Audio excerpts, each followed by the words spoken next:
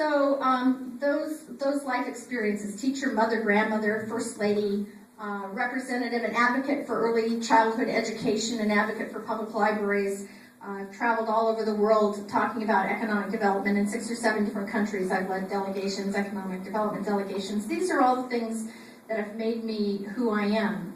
And there are people, including my opponent, who would say that I'm just a stalking horse for my husband.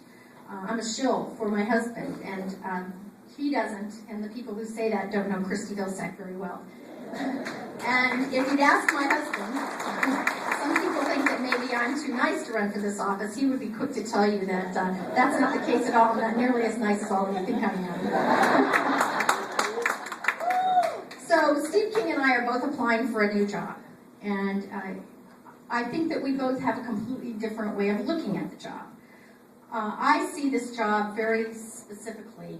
I see my job as representing the people and the economic interests of the people of these 39 counties.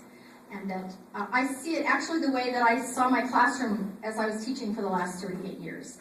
That each one of the towns, each one of the counties, each one of the districts and the areas, the economic areas of this district are like my students, and my job in Congress will be to make sure that I figure out what the potential is for each of those places and the people in them, and that I help those people in those places recognize that potential and work to make sure that they reach that potential.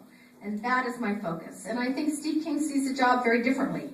I think he's come to see it through a Washington lens, through a national lens, and I think he's working to create a profile that's all about him, and making sure that people see him as the leader of some ideological movement, which is why he's out traveling around the country and not attending to the needs of the people of the district he now serves. And I want to make sure that I change that. And I see that him out there. I see 2 weeks ago that when a tornado hit his district, that he was in Missouri campaigning for someone who's running against Claire McCaskill down there, and didn't have enough time and didn't think it was really important to come home and attend to the district. So he's really not been around very much, and that may be why he has voted against Medicare, voted for the Ryan bill, which basically will destroy Medicare as we know it in this country, and Medicaid as well. Medicaid is essential in Medicare to make sure that our seniors live comfortable lives. And it may be why he's voted against Pell Grants, which means that young people can have a college education. I was visiting with leaders of the FFA the other day, the leadership. They were on spring break, and they all told me it would be hard for them to continue in college if they don't have Pell Grants to help them go to school, and if they can't spread out paying back their loans over a period of time. It may explain why he didn't vote for relief for the Katrina victims, and why he hasn't voted for relief for victims even of the folks who were flooded on the Missouri River, which is in his district.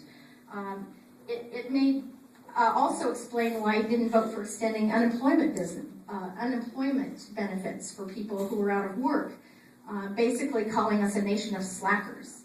So I could go on and on and on about the things that he hasn't voted for, but I think that he sees this, he wants to nationalize this race, and I want to localize it. Because the way I see it is everybody in this room and everybody across this district are just like the people in Upland. All of your towns are my hometown, and all of you are my friends and neighbors, and I'm going to go to Washington, and I'm going to work my heart out to make sure that we create that economic opportunity that I see so clearly in my mind. And I know that all of you are going to do everything you can out there to get me into your communities and make sure I meet your friends and neighbors, not just your Democratic friends. If I didn't have Republican friends where I grew up, I wouldn't have any friends at all. So I expect you to introduce me to your Republican friends and your independent friends, because that's how we're going to win this all together. But I do intend to beat Steve King and become the first woman ever to serve in federal office.